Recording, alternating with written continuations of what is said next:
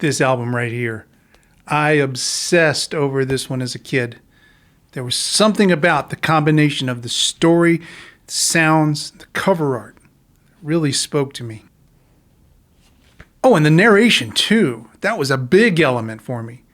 One of the first pieces of classical music I was introduced to as a kid was Prokofiev's Peter and the Wolf, specifically the Leonard Bernstein recording.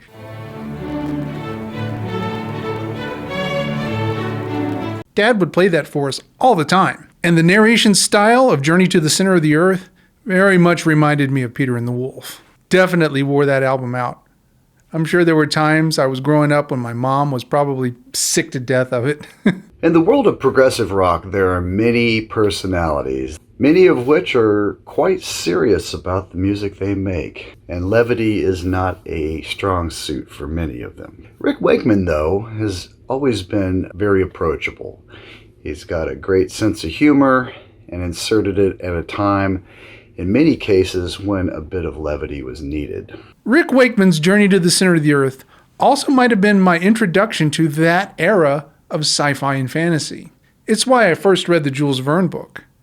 It's why I never missed it when Creature Feature played the 1959 movie adaptation with James Mason and Pat Boone. Come along with Pat Boone and me, Arlene Dahl, Diane Baker, and Gertrude the Duck. Or the 1977 version with Kenneth Moore and Yvonne Sentis, released as Where Time Began.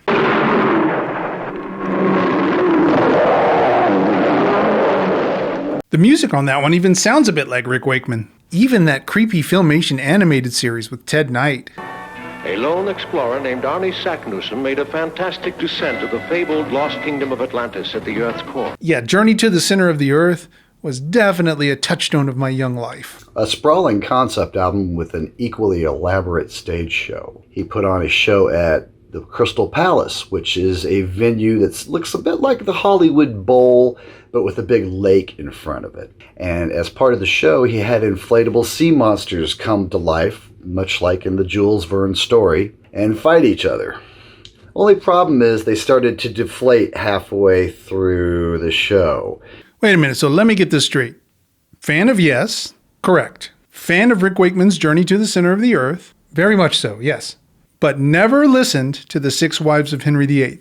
The thing about Journey to the Center of the Earth is it never felt to me like music. It more felt to me like literature or fiction. It's like this. I really liked the 2021 movie adaptation of Dune, including the music. But that doesn't necessarily mean that I'm going to go out and try and find the complete discography of the Buggles, despite the fact that there's a Hans Zimmer connection there. Having said that, though, I am interested to finally take this one on. Right, you fire up the turkey legs, I'll go notify the headsman. Check.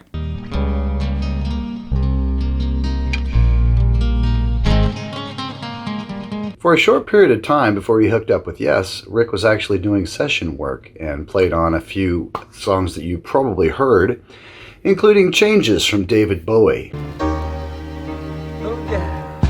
or Life on Mars. It's a god-awful small affair. David and Rick were friends, and he had him play on the Hunky Dory album, which is one of David's most charming and eclectic records. He also played on Morning Is Broken from Cat Stevens.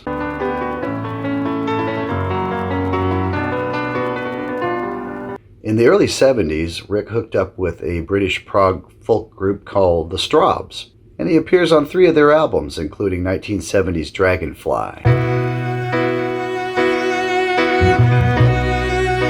Grave New World from 1972. And he also appears on the live album, Just a Collection of Antiques and Curios. I have had a dream. He was playing with the Strawbs when the guys from Yes first heard him play, and they were looking to up the ante in the keyboard department. The Strawbs have been opening for Yes on that tour, and Rick was equally enamored with them. He'd never heard a band quite like this, and he'd never heard one that was mixed so clearly. They had actually purchased Iron Butterfly's PA and learned to mic up every piece of the band, including Bill Bruford's drum kit. which was unheard of in those days. So they had a crispness and a power to their sound that was very appealing to Rick. Rick's use of modern synthesis like the new Moog synthesizer was very appealing to Squire and Anderson. So they approached him to replace Tony Kaye. The work he did on their Fragile album is some of the best he's done with anyone. And of course, Close to the Edge is quite arguably the greatest progressive rock album ever, and Rick had more than a little to do with that, especially his wonderful arranging skills. Around this time, Rick decided to create a solo album, and that's the one we're discussing today, The Six Wives of Henry VIII. After the first couple of listens, there are a few things I didn't expect. First, there's a lot more piano that I'm used to hearing from Rick Wakeman. I fully expected the Moog to be the lead instrument on almost everything, but the piano leads a good portion of the album. Next, no vocals, narration, or story of any kind. The 6 tracks aren't even in chronological order according to when each was married to Henry VIII. And finally, a good portion of The Six Wives of Henry VIII is straight up one-chord jams, and really good ones at that. All pleasant surprises. The intro to Catherine of Aragon. Interesting and layered with stops and quick runs. The main melody is a quiet but quick bit of piano work that covers a good portion of the Circle of Fifths.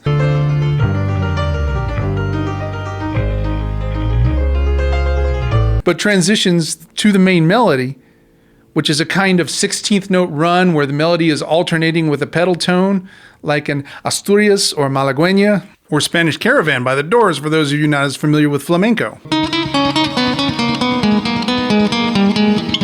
Anne of Cleves. This one rocks. The shifting meter in the head is cool and all, but mostly this song is a long jam in A minor with some seriously great musicians.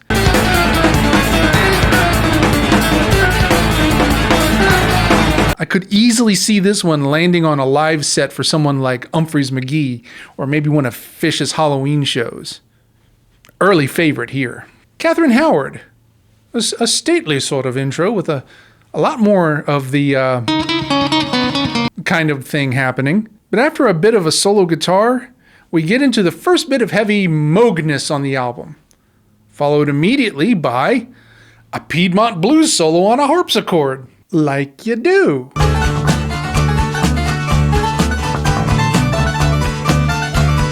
In Jane Seymour, I'm hearing something very, very close to Bach's Toccata and Fugue in D minor. Same piece we talked about last week on Egg. Well, sure. Gives Wakeman a chance to do more of this. There are a couple of interesting things that happen on Jane Seymour, especially the harmonic structure of the repeated chorus thing that they repeat a few times. But mostly this is a big pipe organ workout. That's what she said. And then our only song with a subtitle. Anne Boleyn, single quote, "The day thou givest the Lord hath ended," end single quote. The song starts about 6 different ways. There's a slow waltz on piano and vibes, a fast layered bit in shifting meter with Moog piano and guitar, a quick bit on solo piano, another slick orchestrated thing,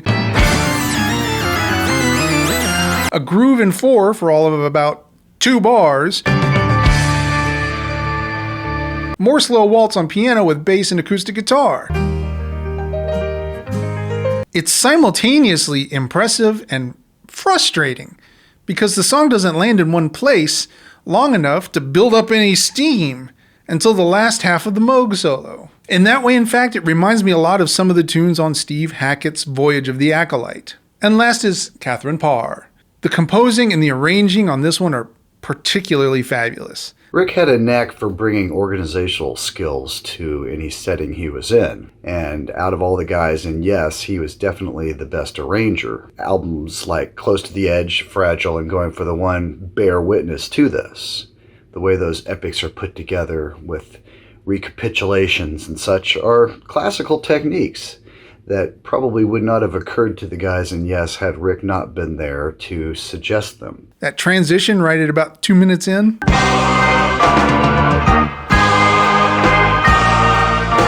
And the harmony line towards the end of the song.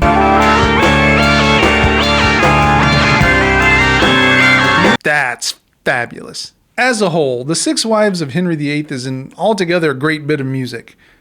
I don't know that we needed to get a bunch of 16th century British royalty involved, but hey, creativity often thrives on constraints. So, cool.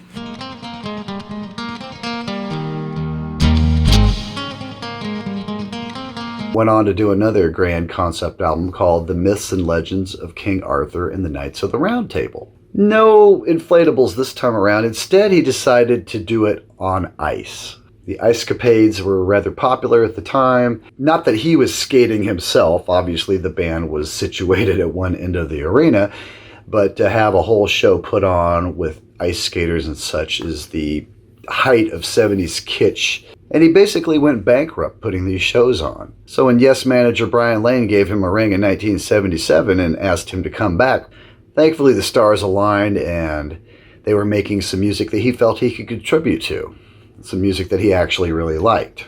So the timing was perfect. And out of that came the Going for the One album and the lesser-hailed follow-up, the rather schizophrenic Tormato. Rick would come and go over the next few decades because the lineup with Rick Wakeman is the definitive Yes. When you don't have him in tow, the end result is never quite as good. Before this week started, I didn't know all that much about the whole Henry VIII thing. I knew his reign was in the early 16th century. I knew he kept having daughters, and that was problematic to the point of him executing wives, annulling at least one marriage, and eventually splintering from the Catholic Church and founding the Church of England, which I guess makes The Six Wives of Henry VIII by Rick Wakeman technically a Canterbury album too. I can't be the first person to have made that joke, right? But then I did what I usually do and stuck into the research. Aside from reading the one paragraph for each of the six wives on the back of the album, I watched a few documentaries on the subject, read up on everything I could find, or as much as I could in a week, and I'm glad I did. For example, this thing makes a ton more sense when you realize that Catherine of Aragon was the child of Isabella and Ferdinand of Spain. And the liturgical Bach simulacrum? Well, Anne of Cleves was from the court of a German duke. Yeah, but the Bach stuff is on the Jane Seymour piece. Okay, not total sense, but maybe it puts you in Rick Wakeman's headspace. But do you need that background information to enjoy the music? Heck no. My very first listen, even before I knew the names of the songs, I was already deeply digging a couple of the songs on The Six Wives of Henry VIII, Anne of Cleves and Catherine Howard especially. So I went into this week thinking that I would be hearing the first in a series of history and literature-based concept albums by Rick Wakeman. And while that might be true, I think I would put The Six Wives of Henry VIII in the category of musically adventurous solo albums by early 70s prog artists that hold up on their own, every bit as much as the music of the groups they came from. So it seems to me that The Six Wives of Henry VIII is more closely related to albums like Fish Out of Water or Voyage of the Acolyte, and that works for me. I mean, as much as I love Journey to the Center of the Earth, I don't have the time or the attention span to listen to it all that often anymore. On the other hand, 35 minutes of instrumental prog with some great jams thrown in? Always have time for that. If you enjoyed Six Wives, don't stop there. Journey forward and check out Journey to the Center of the Earth next, followed by King Arthur. And then check out 1976's No Earthly Connection. That's a really good one. And another one that's highly hailed is 1977's Criminal Record, which also includes Chris Squire and Alan White. After that, the 80s dawned, and so did a lot of keyboard sounds that have prevented those albums from aging well. So proceed with caution after that. I would say that he got back into a lot of analog sounds in the last 10 years. Check out his album called The Red Planet from a couple years ago. That's a really good return to form with great analog sounds, and it's all instrumental. When it comes to Rick Wakeman albums, instrumental is the best way to go in most cases.